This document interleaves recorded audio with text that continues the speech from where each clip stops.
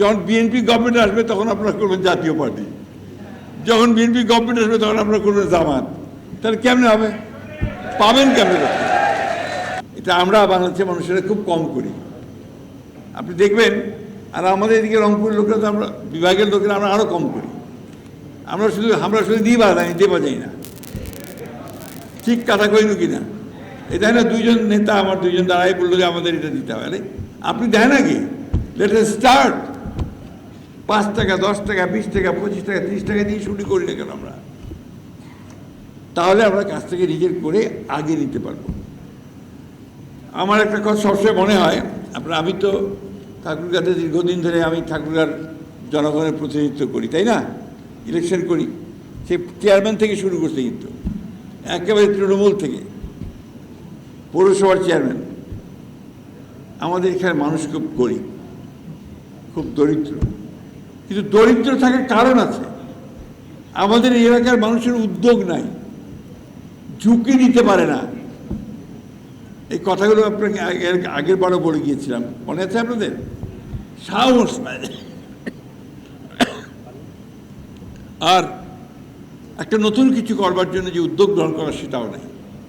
আমি সেই সূত্রে আপনাদের বলেছিলাম যে আমাদের এই দেশের এই অঞ্চলের মানুষ দেখবেন বাইরে যেতে চায় না, বিদেশে, মিডল ইস্টে। আর ওই যে আমাদের মুশফিক ফজল আনসারী সাহেবরা আছেন, ওনাদের এলাকার মানুষ গোটা পৃথিবী দখল করে ফেলছে প্রায়। সিলেট এলাকার বাড়ি সিলেট, আপনি লন্ডনে যাবেন, দেখবেন যে বাঙালি শুধু, সব গিজগিজ করছে। কারা? যে সমস্ত সিলেটি। এবং শুনলে অবাক হবেন আপনারা, সিলেটে একটা ইন্ডাস্ট্রি আছে, এই ইন্ডাস্ট্রিটাকে লন্ডনে যেটাকে বলা হয় কারি ইন্ডাস্ট্রি, রেস্টুরেন্ট। এই রেস্টুরেন্টগুলো সমস্ত সিলেটি লোকেদের, প্রায় মোর দেন 12,000, না 12,000-এর ওপরে। তো হ্যাঁ,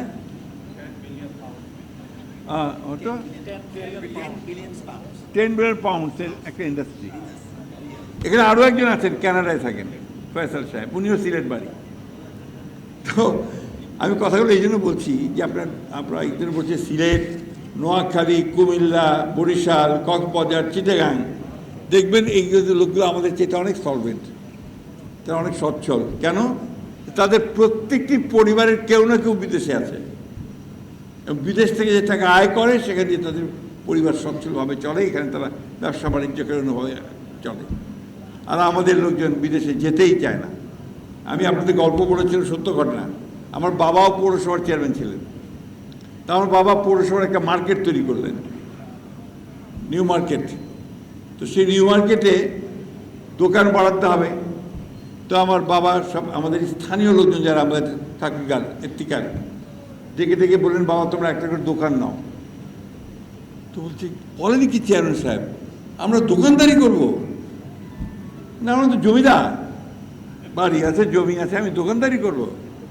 নেয়নি, নিল ওই আপনার মুন্সিগঞ্জ, নোয়াখালী, কুমিল্লার এলাকার লোকেরা যারা ওখানে থাকতে, তারা এসে আপনার দোকানগুলো নিল। এখন ঠাকুরগাঁতে তারা সবচেয়ে বড় ধনী লোক। আর আমার ওই স্থানীয় লোকেরা জমি বেচতে বেচতে প্রায় নিঃস্ব হয়ে গিয়ে গ্রামে গিয়ে বাস করতেছে।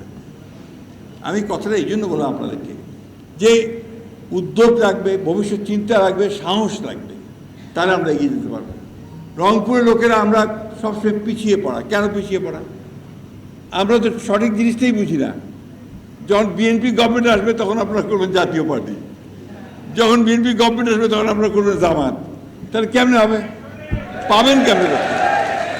আমি কথাটা এই জন্য বলছি যে আপনাদেরকে বাস্তবটা বুঝতে হবে। বাস্তবটা না বুঝে আপনারা এগুতে পারবেন না। আজকে আমাদের প্রধানমন্ত্রী জনাব তারেক রহমান, উনি তো নর্থ বেঙ্গলের মানুষ, তাই না? বাড়ি তো বগুড়া।